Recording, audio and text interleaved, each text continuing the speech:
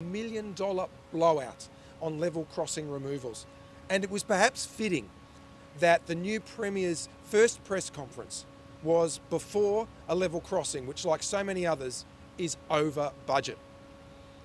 First day on the job, not off to a good start when you're getting things so wrong. In this case, getting the cost of level crossings out by $334 million. The $300 million may not be a lot to the new Premier, but Victorians are familiar with that figure, given that we lost, completely wasted $380 million on the Commonwealth Games debacle, not to mention the other $200 or so million that will be wasted on top of that $380 million figure.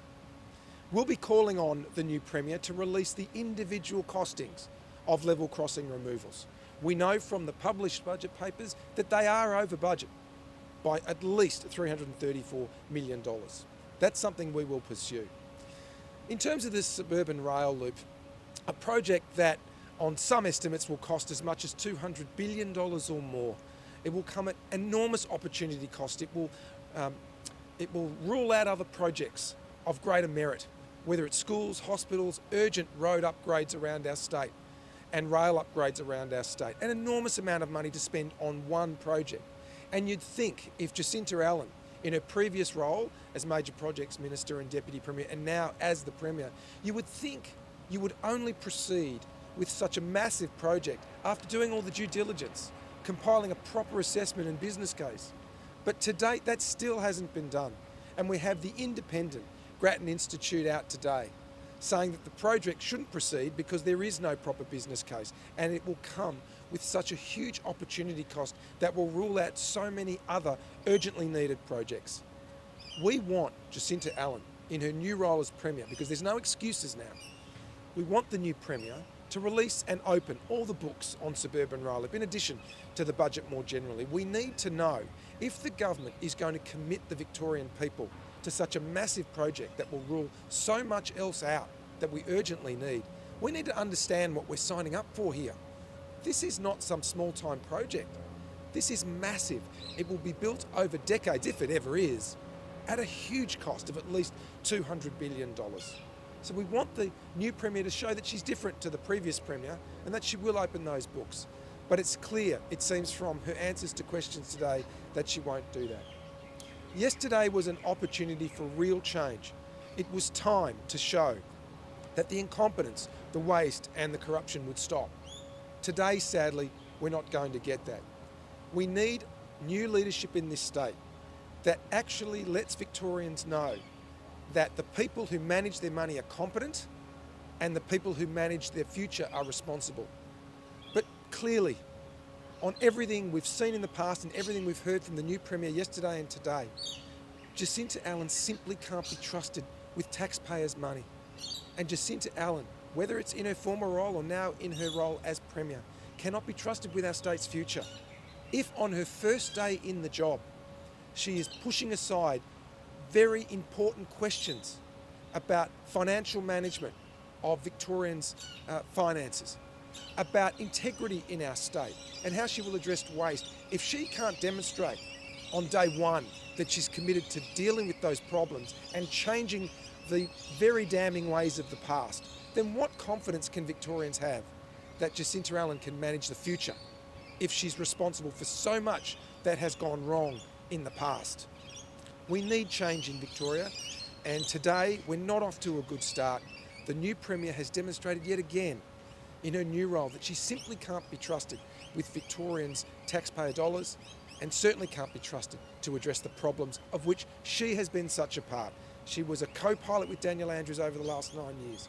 She has an opportunity to change and she's failed that test sadly today. I'll take some questions. Or none. No.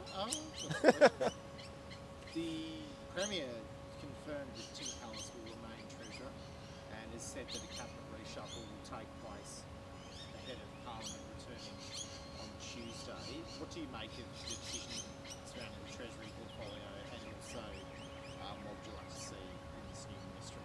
Yeah. I think it will be difficult for Victorians to accept that the key to fixing the problems of the past is to keep the people responsible for those problems in their jobs. Jacinta Allen is Premier at a time when she was responsible for the Commonwealth Games debacle. Major project blowouts all have blown out in the tune of billions of dollars. And the Treasurer, who actually carried new taxes, 50 new taxes, and put them on the shoulders of Victorian households and Victorian businesses. The Treasurer who has overseen debt which will hit $200 billion and go from there. A Treasurer who has seen a new holiday tax come in and will be a Treasurer, along with his new Premier, who will smash bulk billing and lift out-of-pocket GP costs for Victorians with their new health tax. These are the people who are supposed to give us change. I don't think we're going to see any change. We're going to continue to call on the new Premier to do that, but I don't think we can trust her to change it all. Are you hoping the new Premier will take a more collaborative approach when it comes to determining legislation in Parliament dealing with other parties? Look, we hope and we invite the new Premier to consult with us and other parties in the Victorian Parliament. The new Premier can actually take some very early steps to show how consultative she is going to be. She could say that she will appear before the Select Committee of the Upper House that's looking into the Commonwealth Games debacle that saw nearly $600 million wasted in that debacle. She could do that. She could take up my invitation that I made to the former Premier recently to sit down with us and the other major party leaders to talk about how we reform our integrity system further on the back of Operation Watts. So if the new Premier wants to be serious about consultation, well, we're ready and waiting and we're willing and able to sit down with her and work through those challenges that we face.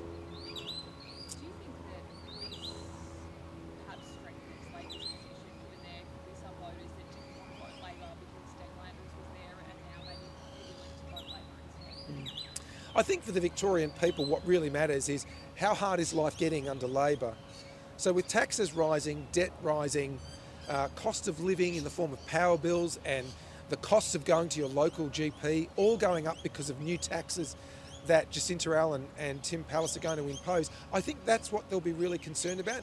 Ultimately, what matters is what are you doing for the people you're there to serve? And when you're making life harder, it doesn't really matter whether you're Daniel Andrews or Jacinta Allen. They've both sat around that cabinet table for years and they've both made life harder for Victorians. And in fact, we know from the recent horror budget, which Jacinta Allen and Tim Pallas voted for and adopted, that that's only punished Victorians, businesses and households, and it's left them facing tougher challenges than they would otherwise. Will the Liberal Party run a candidate in Mulgrave? We normally go through a process internally of deciding those questions, so that's actively being investigated and we'll have more to say on that in the coming days. Could it be Michael Perestrino again? I don't believe that would be the case, but I'll leave those internal matters to the party. And why don't you believe that will be the case? Oh, look, I think he had a run in the last election. We'll be looking for someone different, I'm sure, if we decide to run. But these are internal matters the party is working through, and these are natural things for parties to do. But Nicole Werner ran for Box Hill. She was defeated and ran in Warrandyte. I mean, why are you looking for someone different? I think it'd be a good opportunity with a new Labor candidate coming into the field. It would be a good opportunity for us to look at some new candidates and new possibilities. I think that's very reasonable to do. Who's your pick for Saturday? Well, I'm a Carlton supporter and I've made the decision, as you know, to back Collingwood. It was a tough decision, very difficult to make, but I am married to my wife Betty, who supports Collingwood, so I know what's good for me. Thank you very much. Thank you. Thanks, John.